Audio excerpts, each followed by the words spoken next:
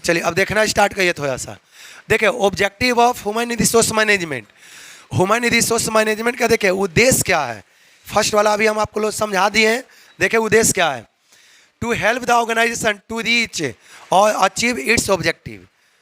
आप मान लेते हैं कि देखिएगा ऑब्जेक्टिव का ही मतलब गोल भी होता है, उद्देश्य दोनों मतलब एक ही है। गोल बोलिए चाहे ऑब्जेक्टिव बोलिए। देखिएगा कोई भी एक एग्जांपल आप लोग समझे होंगे, जैसे क्रिकेट देखते भी होंगे। मान लें कि क्रिकेट देखे कोई एक टीम ने जीत हासिल कर लिया, तो क्या उसका कैप्टन बोलता है, पूरा दौड़ता है, बोलता है कि हमने जीता दिया। कैप्टन क्या बोलता है कि हमने पूरा आईपीएल जैसे चेन्नई जीता। और चेन्नई के कैप्टन कौन है, एमएस धोनी। क्या एमएस धोनी बोला कि हम जिताए हैं, बाकी सब उधर खा रहा था बैठ के? नहीं, वो बोला कि हमारा टीम ने जिताया, हमारे टीम ने जीता है। इसका मतलब सभी को सहयोग से हमने जीता। इसका सिंपल मतलब होता है कि सभी के सहयोग से हमने जीता। तो ह्यूमन रिसोर्स मैनेजमेंट जो है ना, आपका गोल को अचीव करने में सहयोग करता है। जैसे कैपिटल हेल्प करता है, वहाँ का लोकेलिटी हेल्प करता है, समझ में आ गया? आपको काम करने के तरीका हेल्प करता है।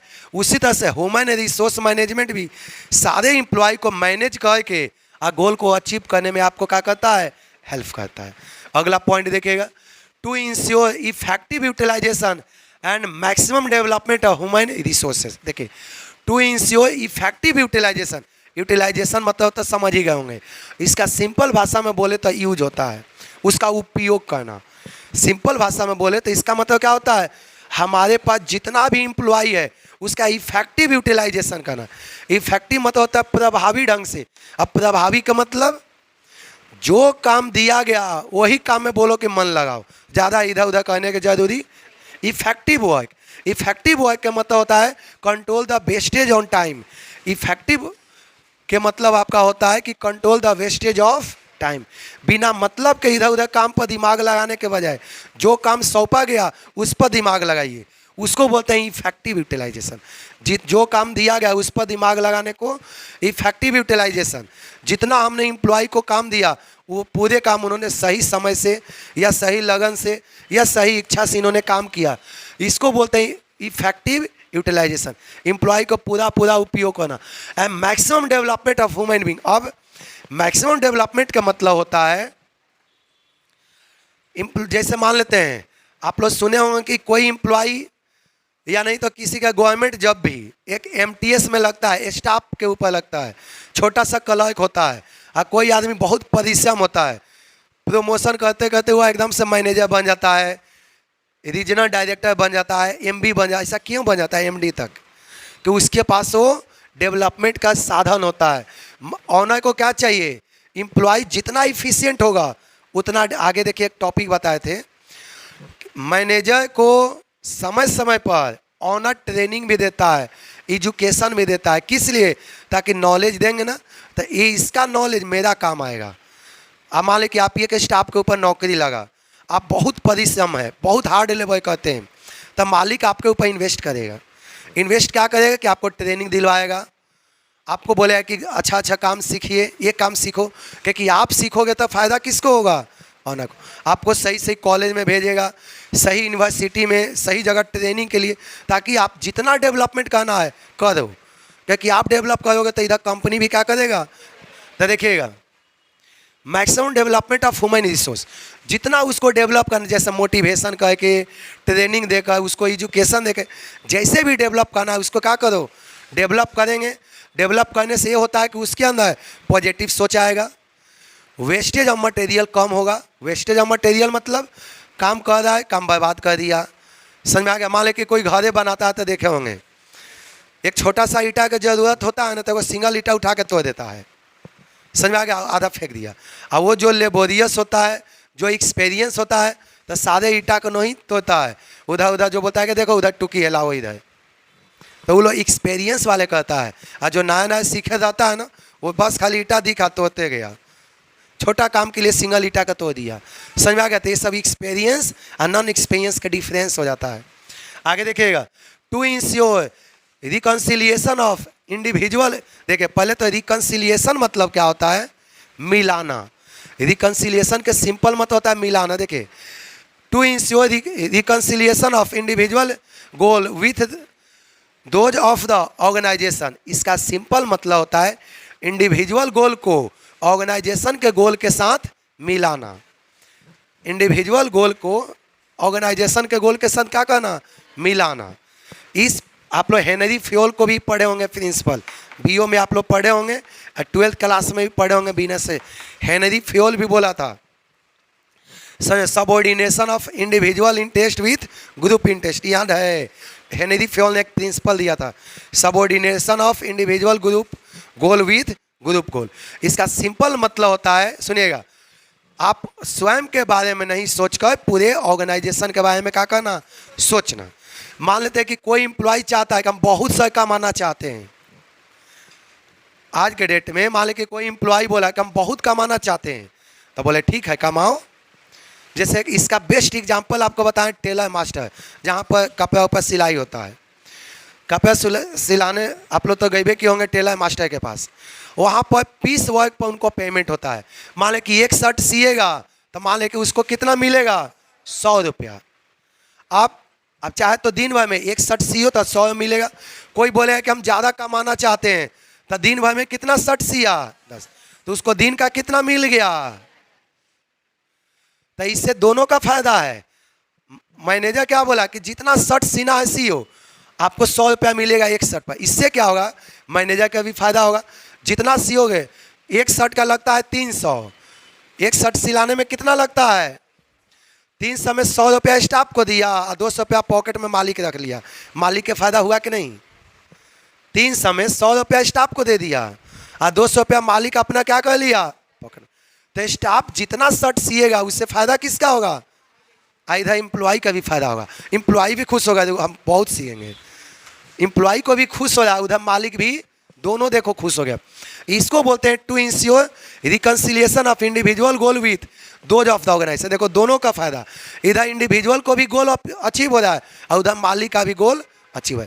ये टेलर मास्टर वाला आप लोग जाके एग्जाम्पल भी लिख सकते हैं एग्जाम में। समझ में आ गया?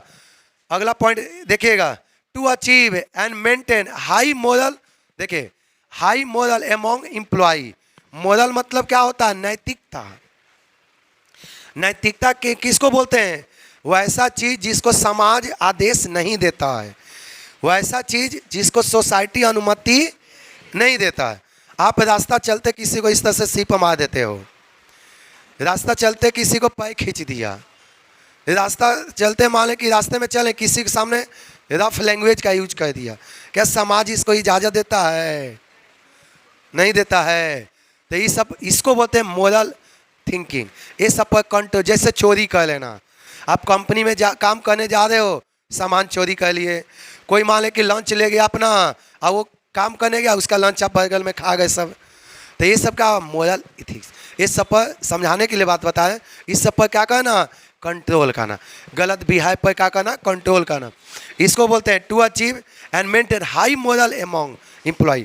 मोरल को स्ट्रॉन्ग करना, नैतिकता को अपने, ह्यूमैनिटी को ही क्या बोलते हैं, एक तरह से मोरालिटी भी बोलते हैं।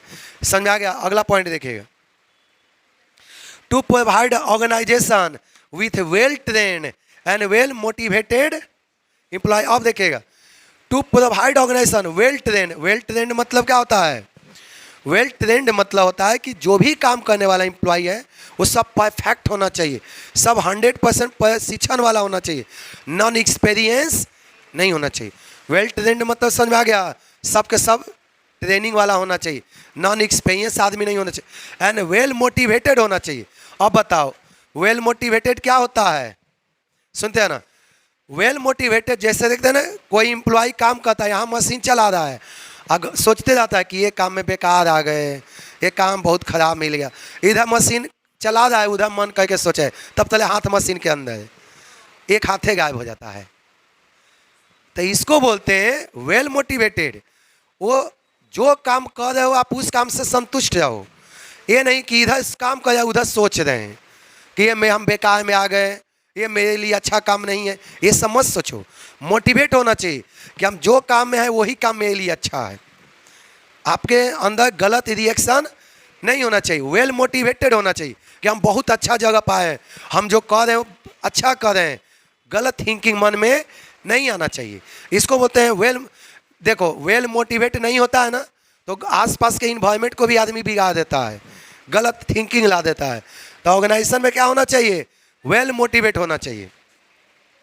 आगे देखें, to increase the fullest the employ job satisfaction. देखिए fullest the employ job satisfaction मतलब क्या होता है? And self actualisation. पहले इसको समझिए, to increase the fullest the employ job satisfaction. Job satisfaction का मतलब होता है कि एम्प्लॉय फर्स्ट टाइम आया, उससे जांच पड़ताल करो, ये भी पूछो कि क्या आप इस काम से संतुष्ट हैं या नहीं है। वो बोले है कि नहीं, जैसे मान लें कि आप पढ़ लिख लिए, आपको रोड पर कोई मोटा काम दे दिया फिजिकल वर्क वाला, वो आपसे नहीं होगा। तब मैनेजर के द्वारा पूछना चाहिए कि आपको किस टाइप का काम चाहिए। यदि उसके लायक का काम है तो ऑफिशियल कर दो, या नहीं है तो उसको बोले कि आपके लिए ऐसा काम यहाँ पर उपलब्ध, आप कहीं और जगह जा सकते हैं। क्योंकि एम्प्लॉय का वही काम करने में पसंद होता है जिस काम में वो एक्सपीरियंस हो और जिस काम में उसका रुचि हो। मान लें कि आप कॉमर्स पढ़े हैं, आपको साइंस का किताब थमा दिया, अब बोला कि पूरा दिन लिखिए जल्दी जल्दी, एग्जाम साइंस का लेने लगा, तो क्या पॉसिबल है क्या? समझ। तो जॉब सेटिस्फैक्शन मतलब होता है जिस काम के लिए एम्प्लॉय लायक है वही काम सौंपना। एक तरह से सिंपल भाषा में बताए, जिस काम के लिए एम्प्लॉय लायक है वही काम उसको क्या कर देना, सौंप देना। अगला पॉइंट देखिए सेल्फ एक्चुअलाइजेशन। आप स्वयं बताओ कि आपको क्या करना है। कभी कभी क्लास में स्टूडेंट नहीं सुनाता है ना, हम लोग पूछते हैं, जैसे बिजनेस स्टडी, लॉ या कोई भी पूछते हैं, नहीं सुनाता है तो हम लोग एक बात बोलते हैं। क्या बात बोलते हैं? कि आपको जो याद है अपने सुना दो। हम लोग क्या बोलते हैं कि छोड़ो हम नहीं सुनेंगे, अपने मन से जो भी याद है अपने आप क्या करो, सुना दो। समझ में आ गया? यही होता है सेल्फ एक्चुअलाइजेशन। यदि एम्प्लॉय को काम करने के, हम तो काम दिए लेकिन जो काम किए दे रहे हैं वो सब गलती कर रहा है, हम एक काम किए दिए गलती कर दिया, तो बोलते हैं आप खुद बताओ क्या करोगे, हटाओ छोड़ो। आपको जो चीज़ में मन लगे वही हम काम आपको क्या करें, तो इसको बोलते हैं सेल्फ एक्चुअलाइजेशन। समझ में आ गया? जो चीज़ में आपको मन लगे एम्प्लॉय से पूछ के ही काम दे देना।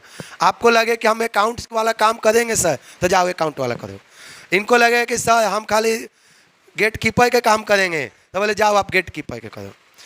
किसी को काम कहेंगे नहीं, हम सबका मुंह खाली देखेंगे, तब बोले जाओ आप सुपरवाइजर के काम करो, सबका देखते हो, जाओ हटाओ।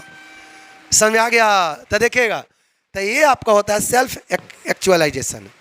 समझ में आ गया? तो देखिए आगे, to develop and maintain a quality of work.